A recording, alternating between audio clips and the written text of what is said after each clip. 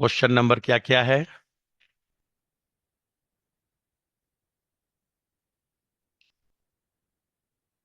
Question number 11। तो 11 से शुरुआत किया जाए। कहाँ गया 24?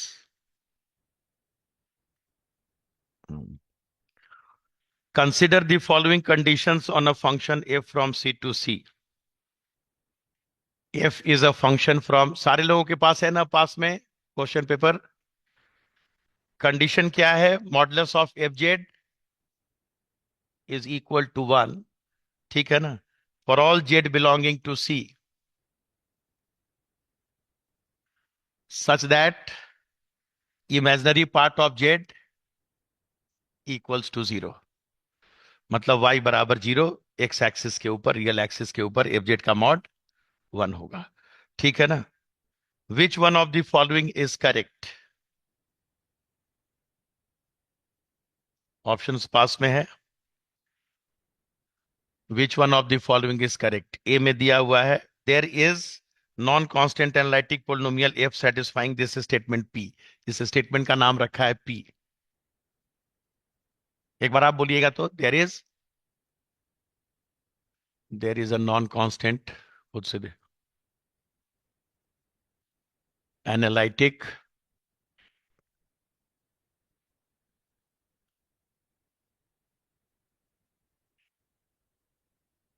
Satisfying P.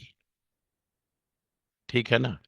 एक एक करके बनाते जाएं या पूरा ऑप्शन देखकर? क्योंकि ऑप्शन से कट करना तो बहुत आसान हो जाता है फिर। Every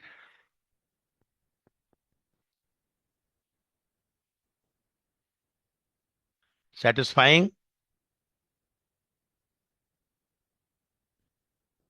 is a constant function.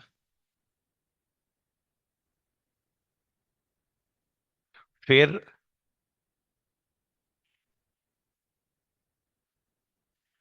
Every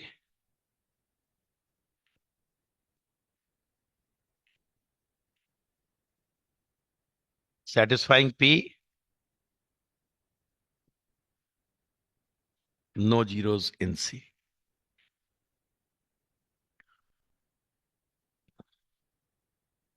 then there is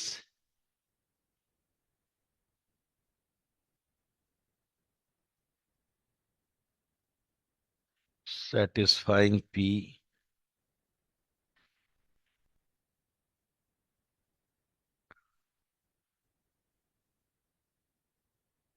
with infinitely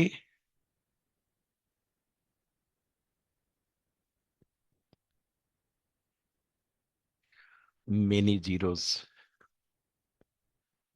in C। ठीक है ना?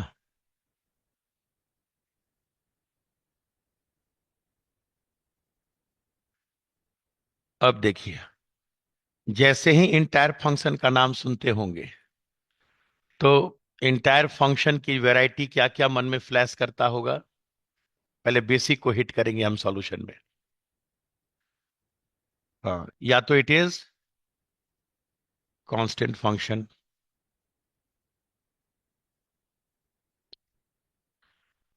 It is non constant polynomial function. ठीक है ना? एक्सपोनेंशियल, और एक्सपोनेंशियल के ही कैटेगरी में आपका साइन, कोसाइन, देयर कंपोजिशन, ये सब आ गया। इसके अलावा और तो कुछ दिमाग में स्ट्राइक करता नहीं होगा। ठीक है ना? साइन जेड को, इस सब को भी जो है कहिए तो अलग कर दे और अच्छा रहेगा, ट्रांसेंडेंटल फंक्शन बोलकर। जगह की कमी खलने लगी तब जाकर। ठीक है ना? साइन जेड कॉस जेड, हालांकि ये सब भी किसका कॉम्बिनेशन है? एक्सपोनेंशियल का ही। साथ में रखने में भी बुराई नहीं था। अब कंडीशन हमेशा देखते रहना है। बी वॉचफुल कि क्या क्या दिया है। हमें दिया है कि एफ जेड का मॉड 1 है ऑन रियल एक्सिस, यही दिया है ना? पूरे रियल एक्सिस पे एफ जेड का मॉड 1, कांस्टेंट फंक्शन कहेगा कि मैं संभव हूं, ठीक है ना, I am possible. Non constant polynomial function से पूछिएगा क्या हालचाल है, बोलेगा भैया अगर नॉन कांस्टेंट पोलिनोमियल फंक्शन है तो रियल एक्सिस पे z के जगह मैं क्या लिखता हूं, x, क्योंकि आयोटा y में y zero, it will become px बराबर n x का पावर n से लेकर a जीरो। और non constant polynomial function real की दुनिया में that is unbounded, x tending to infinity और माइनस इन्फिनिटी पे, this is tending to infinity और माइनस इन्फिनिटी, ठीक है ना। ऑड पावर हो गया तो माइनस इन्फिनिटी पे माइनस इन्फिनिटी आ जाएगा, और इवन पावर हो गया तो माइनस इन्फिनिटी पे भी इन्फिनिटी आ जाएगा। सारांश यह है कि अनबाउंडेड होगा। फिर पूरे इमेजिनरी एक्सिस पे आपका मॉडुलस 1 हो जाएगा, इट इज इम्पॉसिबल, इम्पॉसिबल, ठीक है ना।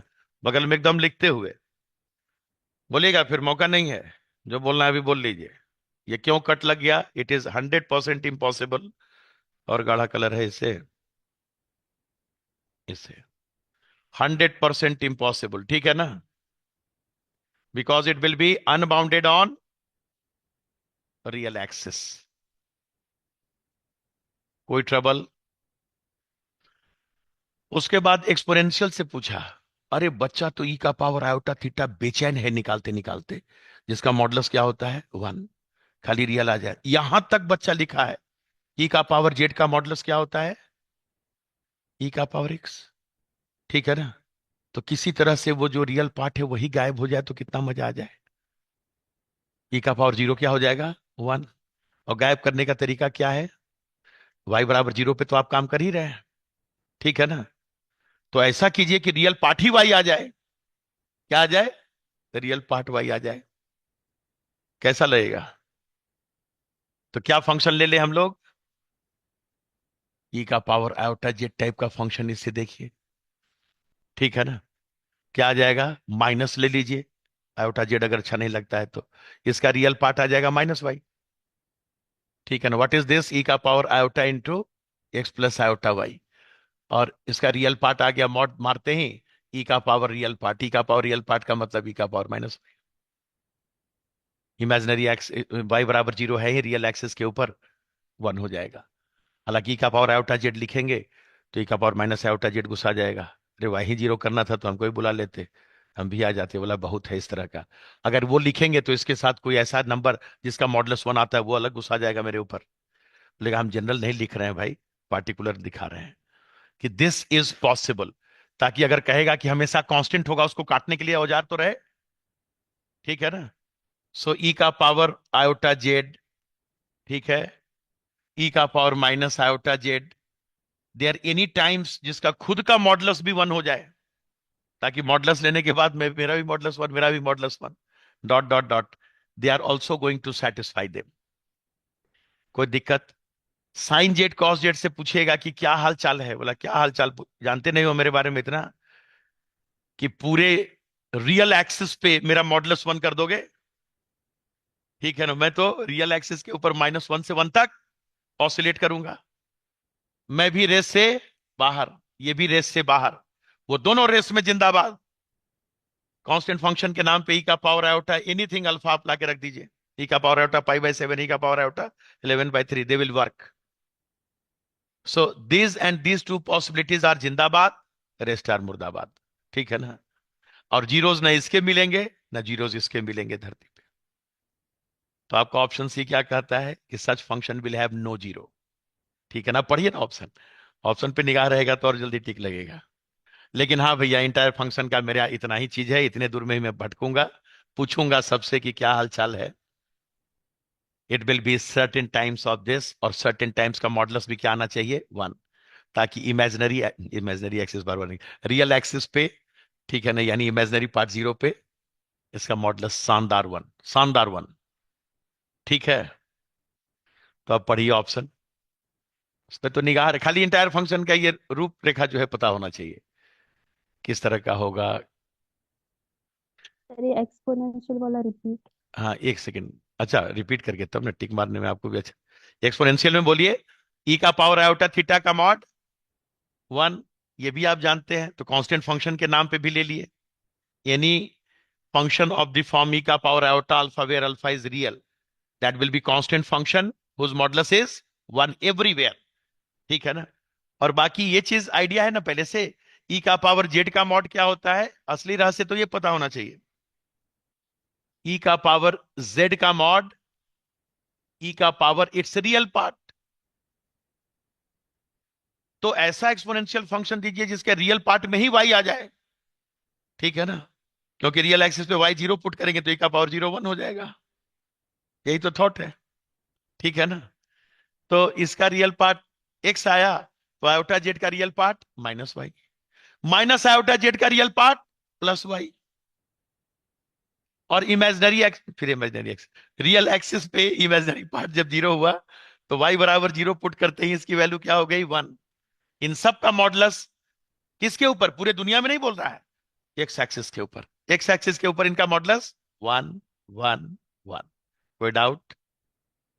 क्योंकि एक्स एक्सिस के ऊपर लिख दूं क्या कि this is equal to one on real axis.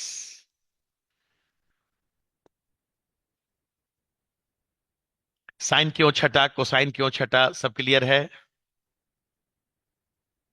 ठीक है ना? और बोलिए, तब ना जो है टिक मारने में हमको भी अच्छा लगेगा।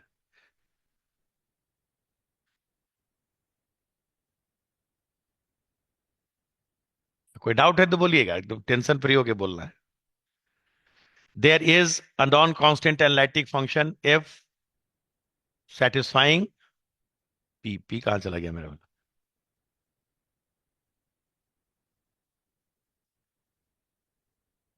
Analytic polynomial function satisfying P. Polynomial को झटका लगा, क्यों झटका लगा एक बार बोलिए? Unbounded on real axis. Every entire function f satisfying P is a constant function. गलत, ई का पावर आयोटा जेड भी आपको सेटिस्फाई कर रहा है। Every entire function f satisfying P has no zero in C. Yes, दोनों में से कोई वेराइटी है जीरो नहीं देगा सी में। There is an entire function f satisfying P with infinitely many zero. Zero का मिलेगा ही नहीं, तो इनफाइनेटली मेनी जीरो क्या, एफ क्यों लिखा हुआ है डी की जगह? ठीक है, कोई दिक्कत? कंफर्टेबल है तो बोलिएगा। ओके है ना? एक से दूसरे पे तभी चलना है जब पहला साउंड हो। 11 के बाद बोलिए 12 number.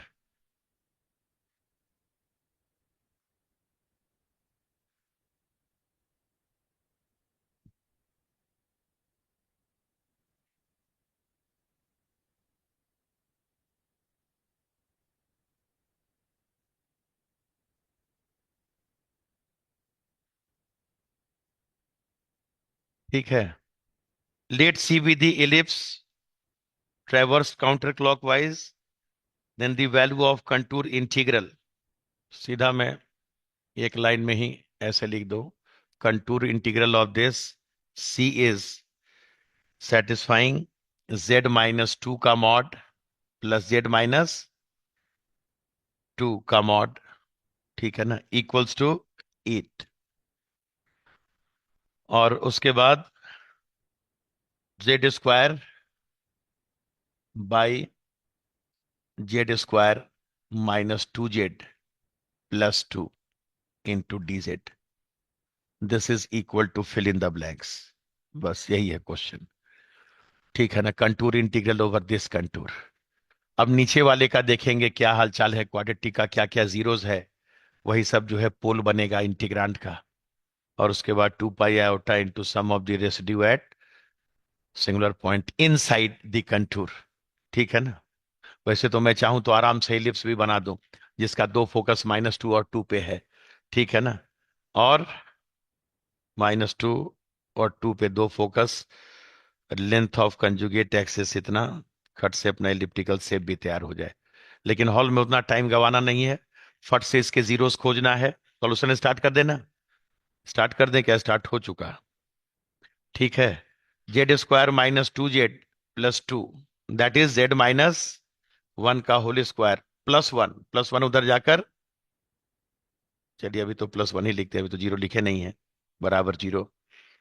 So this imply Z बराबर -1 का रूट आयोटा, ठीक है ना, इधर से 1, 1 प्लस माइनस आयोटा, हो गए दोनों रूट। और दोनों में से देखना है कि कौन कौन सा अंदर है।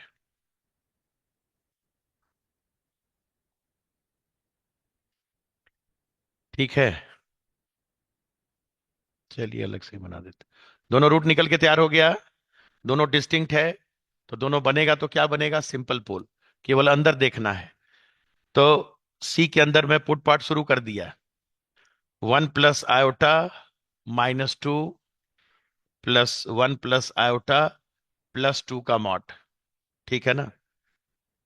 इसका मॉड हो गया √2, और इसका मॉड हो गया √3² √10। तो ये 3 के आसपास, 1 पॉइंट समथिंग बहुत हुआ तो 3.5 के आसपास, दैट इज अच्छा से लेस देन 8, ठीक है ना। तो 1 प्लस आयोटा अंदर। पिक्चर तो ऐसे भी कर रहा है यार, 2 यूनिट ऊपर नीचे ले गए हो, इधर 1 प्लस आयोटा पूछ क्यों रहे हो। क्योंकि पिक्चर सपोर्ट कर रहा है, फिर भी चेक करवा दे रहे हैं, ठीक है ना। 1 माइनस आयोटा की चेकिंग, 1 माइनस आयोटा -2 का मॉड +1 माइनस आयोटा +2 का मॉड। इसकी वैल्यू √10, इसकी वैल्यू नहीं, इसकी वैल्यू √2, और इसकी वैल्यू √10। आराम से 8 से छोटा, 3 पॉइंट समथिंग, 1.414, ठीक है ना। तो 4.5 के आसपास निपट गया। दोनों के दोनों सिंगुलर पॉइंट कहाँ है, अंदर है। तो दोनों के ऊपर रेसिड्यू निकालना होगा। बोला एकदम निकालने के लिए बेचैन है। तो इंटीग्रेशन की वैल्यू लिखो। यहां तक कोई दिक्कत तो नहीं ना। देखिएगा, यहां तक पलटने की नौबत आ रही है तो अभी ही पलटवा लीजिए। So the value of integral is 2 pi iota into residue of f z at z बराबर 1 plus iota plus residue of f z at z बराबर 1 माइनस आयोटा। और रेसिड्यू निकालने का सबसे अच्छा उपाय है कि रेसिड्यू एट जेड बराबर अल्फा ऑफ एफ जेड, दोनों के दोनों क्या है, सिंपल पोल। ये भी लिख दो, 1 plus iota and 1 minus iota are simple poles. एक एक डिग्री है इनकी, एक एक ऑर्डर है। तो that will be equal to limit z tends to alpha, इधर z माइनस अल्फा, और नीचे क्या है, z² -2z +2 इंटू z², यही है ना। अल्फा इसका रूट है, ठीक है ना। तो z माइनस अल्फा भी अल्फा पे 0, ये भी 0। यहां पे 0/0 केस, यहां लापिटल रूल लगा देना है। और z² को कहिए तुम चुपचाप आराम करो, तुम चुपचाप आराम करो, मैं आ रहा हूं। और इसकी वैल्यू क्या हो जाएगी, लिमिट, ये बुद्धि याद है ना, z टेंडिंग टू अल्फा, इधर 1/2z-2, तो 2 into z-1 into z²। Alpha पे इतना, तो कल को बीटा पे निकालना होगा तो खाली यहां बीटा लिख देना है और कुछ नहीं करना है। कैसा रहा, if alpha is simple pole, वो भी लिखना पड़ेगा, alpha is simple pole then.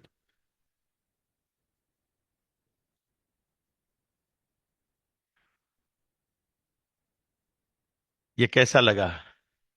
अब इसी को कॉपी करके दोनों लिख दीजिए खटाखट।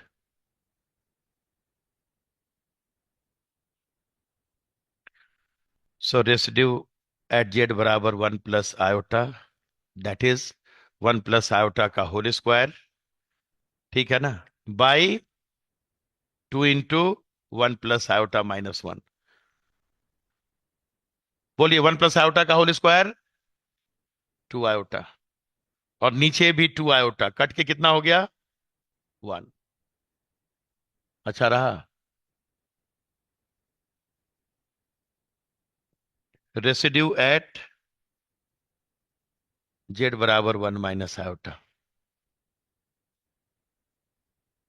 ठीक है ना।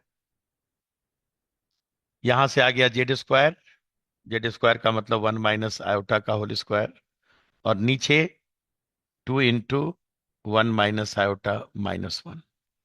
ऊपर वाली वैल्यू -2 आयोटा। एफ जेड नहीं लिखा है, चल जाएगा ना। दैट इज इक्वल टू, यहां से 1 1 कैंसिल हो गया, -2 आयोटा, ये भी कट के 1, दोनों पे रेसिड्यू 1 1 निकल गया। आंसर रेडी है। ये भी 1, ये भी 1, तो 1 + 1 2, 2 × 2 पाई आयोटा। एक एक पॉइंट स्मूथ है ना। So come here and write it as 2 pi iota into 1 + 1, and that is 4 pi iota. है ऑप्शन।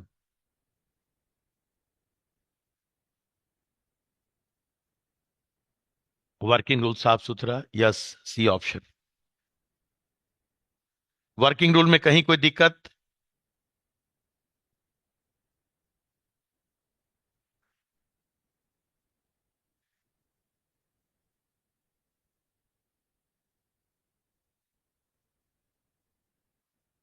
ठीक रहा ना। जहां सिंपल पोल आया चुपचाप, जो फैक्टर तंग कर रहा है उसमें लापिटल रूल लगा दे। यहाँ पे जो लापिटल रूल लगाए हैं वो क्लियर है ना। बस बस, इतना सपोर्ट की उम्मीद थी।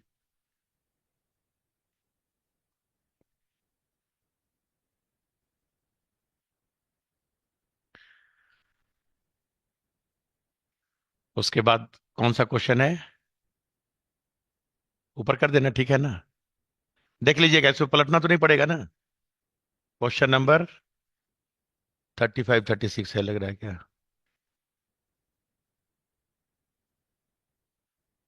36 37, 36 37, 36 37 में आ जाए। ठीक है। Question 36, colour changed.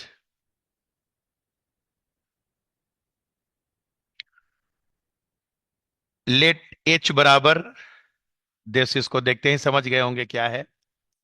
इसका क्या नाम है? Upper half plane, Z belonging to C. दोनों ठीक रहा था ना। एक एक साफ रहना चाहिए, 24 वाला साफ हो गया तो फिर तो मजा आ गया। Imaginary part of Z is >0, and D बराबर Z belonging to C, such that mod z is less than 1। ठीक है ना। Then supremum of modulus of f-0 such that f is an analytic function from D to H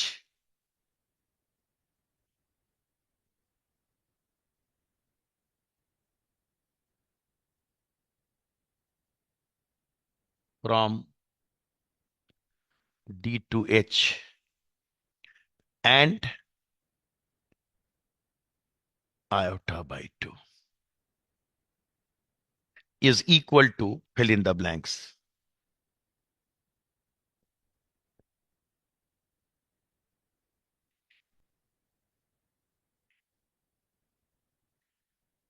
bilinear map Mobius transformation में आपके जुबान पे ये होगा कि अपर हाफ प्लेन को अगर यूनिट डिस्क पे मैप करना हो तो ट्रांसफॉर्मेशन जुबान पे, अपर हाफ प्लेन का कोई पॉइंट उठाइए, जेड में से उसको घटाइए और उसके कंजुगेट को नीचे रखिए। याद है ना। यहां गेम दे दिया उल्टा। गेम क्या उल्टा दे दिया कि हमें जो है D to H बनाना है, अपर हाफ से डिस्क नहीं, डिस्क से अपर हाफ। बोला अच्छा, कोई बात नहीं, जो भी दो, कम से कम एक तरफा तो याद है ना, एफ का इनवर्स तो याद है। और मोबियस ट्रांसफॉर्मेशन शानदार, 1 1 एंड ऑन 2, उसमें कहीं कोई डाउट नहीं है। ठीक है ना। देखिए मैं क्या लिख रहा हूं सॉल्यूशन में, बढ़ू आगे। लेट G बराबर F inverse, then G will be function from S to D, f आपका कहां से कहां तक है, D to H, तो ये S to D। और इंटरेस्टिंग बात कि F(0) I/2 दिया हुआ है, सब हिंट वो खुद दे के रखेगा। तो व्हाट इज F 1 I/2? 0। यानी G(I/2), और I/2 अपर हाफ प्लेन का पॉइंट है। सो G from S to D will be GZ equals to Z minus I/2 by Z plus I/2। ये पहले जुबान पे है कि नहीं, बताया हुआ है, जो अपर हाफ का जो है डिस्क पे मैपिंग करेगा। तो GZ तो हम लोग बड़ा आराम से निकाल लिए, इसमें हमें कोई दिक्कत नहीं हुई। और G क्या है, F का इनवर्स। इससे विशाल मैपिंग की आप कल्पना नहीं कर सकते, शानदार 1 1 on 2 इन्वर्टिबल सब कुछ। जितना बड़ा ये डेरिवेटिव देगा, जितना तेजी से ये एक्सपेंड किया है, टोटल कैप्चर कर लिया है, उतना तेजी से किसी का एक्सपेंशन नहीं होगा। ये जो दे दिया F'0 का मॉड, वही हो गया सुप्रीमम। ये सब पहले मन में रहे, तभी जो है बाइलिनियर के प्रति सच्ची श्रद्धा। ठीक है ना। ये GZ निकल गया। अब बच्चा कहेगा कि भैया G'(Z) हम बड़ा आसानी से निकाल देंगे। निकालें? यहां तक सब ठीक है ना, जो लिखिएगा ऑथोरिटी के साथ। What is G'(Z)? नीचे Z प्लस I/2 का होल स्क्वायर, ऊपर दिस इनटू इसका डेरिवेटिव, माइनस, ठीक है ना, दिस इनटू इसका डेरिवेटिव। डेरिवेटिव तो इतना हल्का दे रहा है, ठीक है ना, कि वो सीधे 1 आ जा रहा है। तो 1 भी लिखवाइएगा क्या, दिस इनटू 1 चलेगा ना। तो जेड जेड कैंसिल हो गया, ऊपर से क्या बच गया, आयोटा। कैलकुलेशन खाली देखते रहिएगा, आयोटा बचा ना।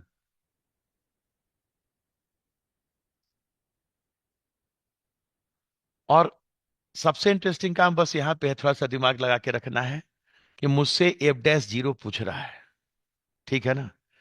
और अगर GF का इनवर्स है, तो F(G) आइडेंटिटी फंक्शन, और F(G) का हम डेरिवेटिव निकालेंगे। निकालें?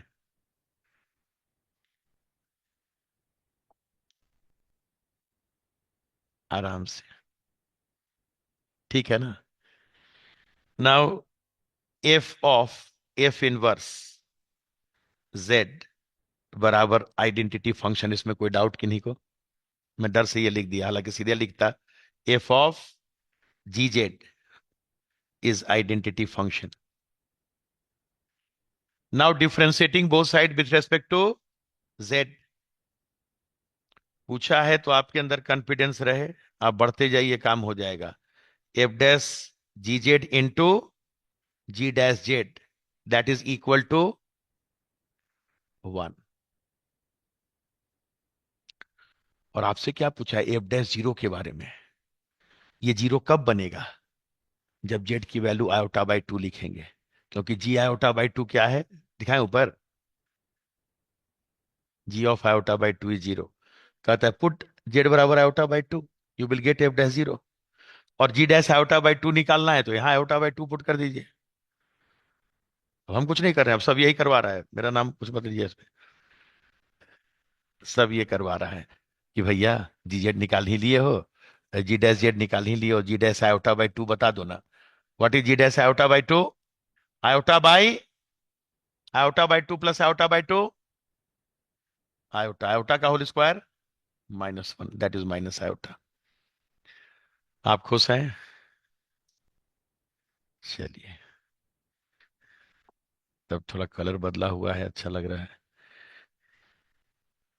सो दिस इंप्लाइज, यही लिख देते हैं, F'(G(I/2) into G'(I/2), that is equal to 1।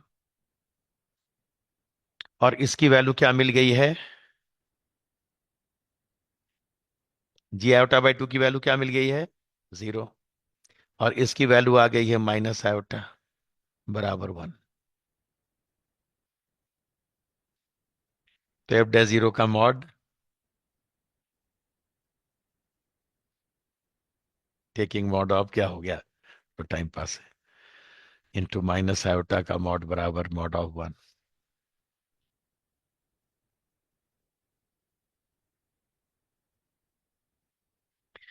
One one onto mapping जो करता है वो आपके सामने है।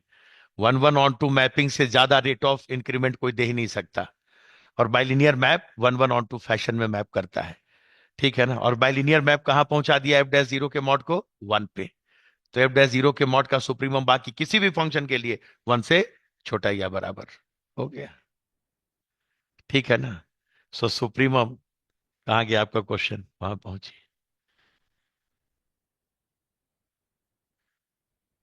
जो फंक्शन आपने लिया ये बिल्कुल bilinear map one one onto होता है।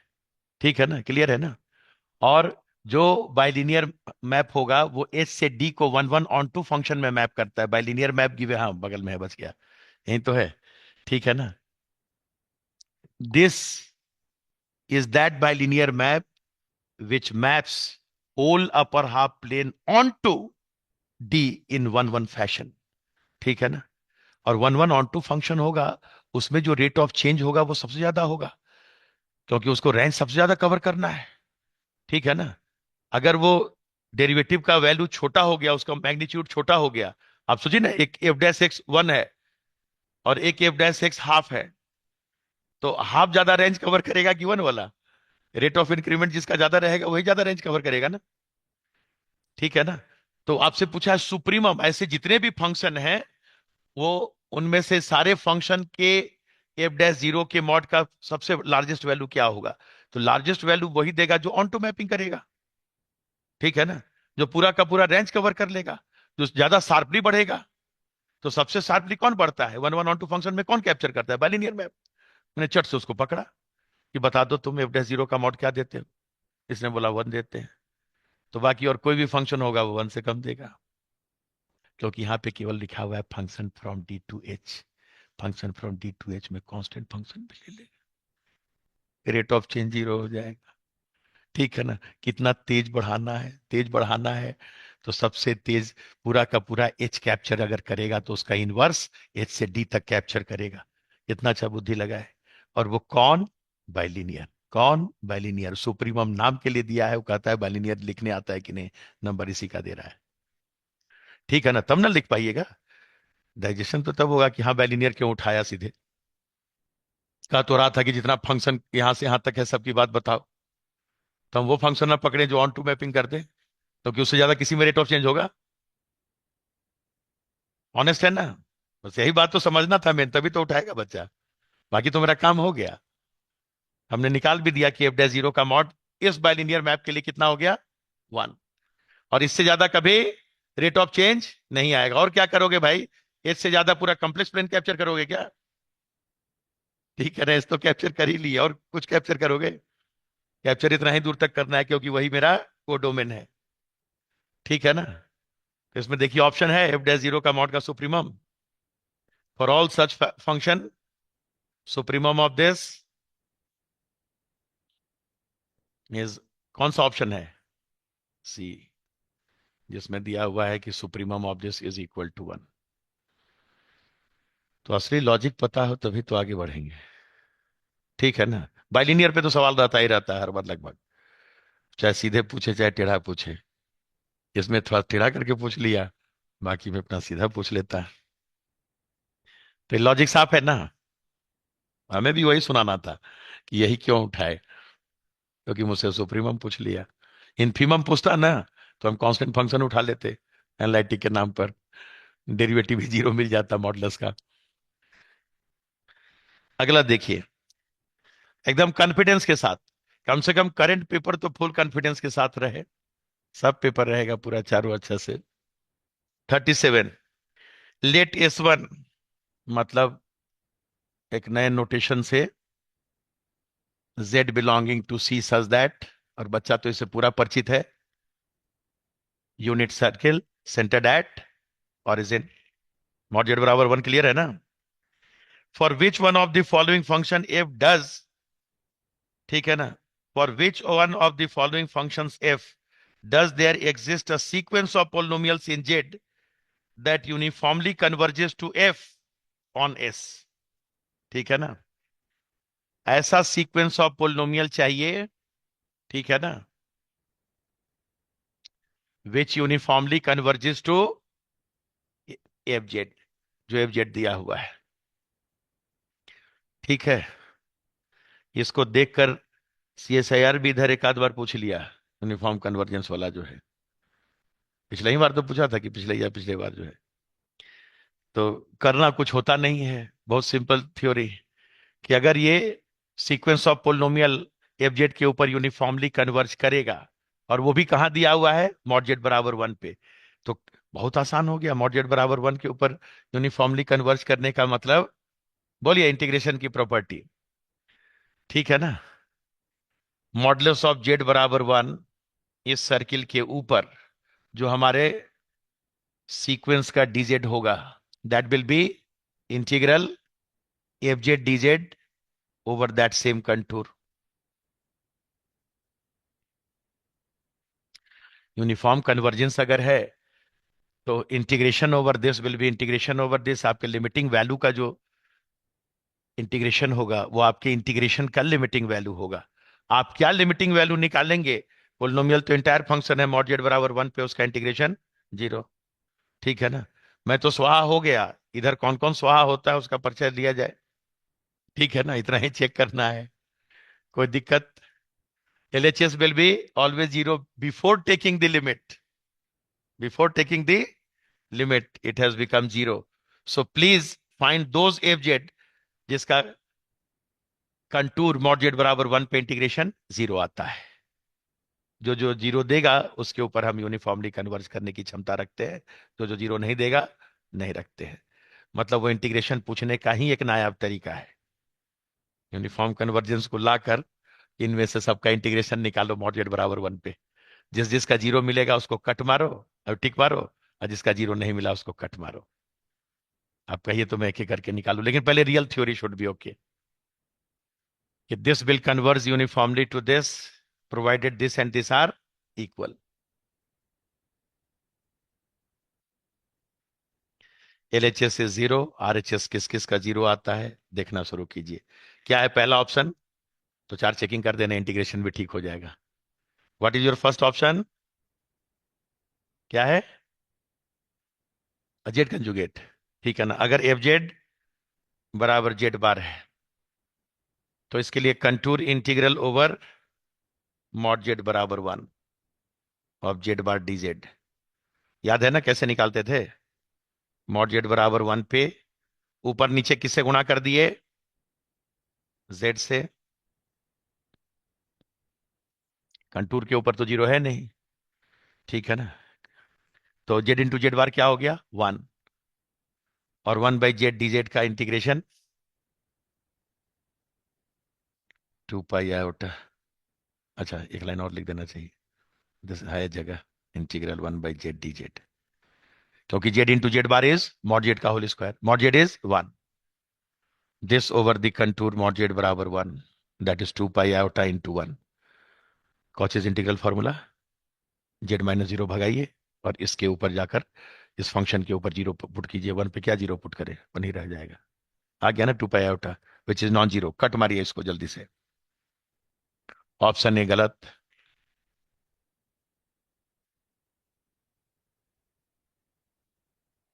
ऑप्शन बी में क्या है, real part of Z, F Z equals to real part of Z. हालांकि ये सब तो बच्चा जनरल इंटीग्रेशन में निकाल के ही जाता है, इसलिए टेंशन है नहीं। तो contour integral over mod Z बराबर 1 of real part of z d z. What is real part of z, z minus z bar, z minus नहीं, z plus z bar by 2, this must d Z.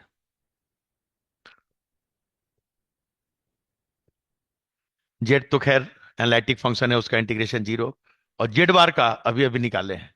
अगर आप पहले option में निकाले हैं तो दोबारा निकाले मत जाइएगा, ठीक है ना। पहले वाले पार्ट का 0 मिल गया, हाफ है, पहले वाले पार्ट का जीरो और दूसरे वाले पार्ट का 2 pi iota. This is pi iota which is again non zero, ये भी कट।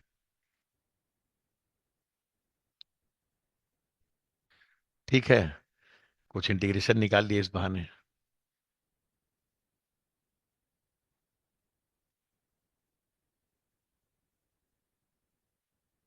नहीं, अगर गलती से इस फंक्शन का भी इंटीग्रेशन जीरो आ गया तो वहां भी मैं आ सकता हूं, उसके साथ भी मेरा डिफरेंस टेंडिंग टू जीरो है। ठीक है।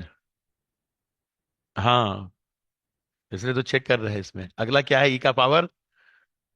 नहीं तो ऐसे रहता तो बचाएगी बार में, हमारा ई का पावर जेड दिख रहा है, बाकी तो गया। तो नॉन एनालिटिक का भी तो इंटीग्रेशन जीरो आ सकता है ना। तो एफ जेड क्या है ई का, इसमें तो खैर कहना ही नहीं है, सीधा टिक।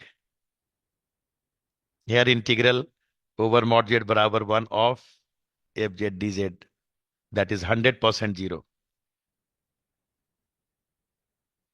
आइए, आपका स्वागत है। सिंगल आंसर है, मल्टीपल वाला है ये। More than one MCQ. MCQ किसको लिखता है?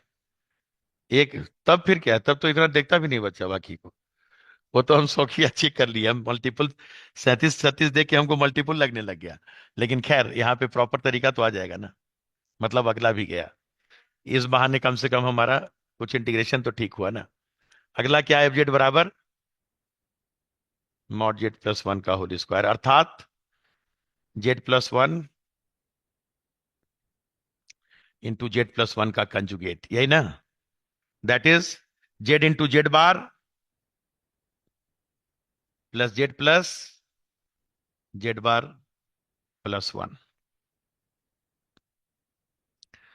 जेड इंटू जेड बार हो गया मॉड जेड का होल स्क्वायर यानी वन। ये तो एनालिटिक में चला जाएगा, टू भी चला गया, जेड भी चला गया, और जेड बार केवल बच गया, जिसका अभी अभी 2 पाई आयोटा निकाले हैं। सब एक ही से रिलेटेड है, कोई टेंशन नहीं। हो गया ना। सो मॉड जेड बराबर वन के ऊपर एफ जेड डी जेड मिल गया क्या? तो मॉड जेड बराबर वन के ऊपर 2 प्लस इन दोनों का जीरो, और लास्ट वाले का अभी अभी निकाले हैं 2 pi iota, again non zero. तो हॉल में ज्यादा बदमाशी नहीं करना, अगर हो गया तो ऐसे ही खेल खत्म। थोड़ा सा कर दिया शौक से। बेचारा जिस जो थीम रखा था कि ये सब बच्चा चेक करेगा, हमने उसका मकसद पूरा कर दिया। बाकी तीनों शान से काटे, मल्टीपल सेलेक्ट भी होता तो डर नहीं रहता, क्योंकि मल्टीपल सेलेक्ट में तो हाथ कांपता ना भाई, कि भाई इसको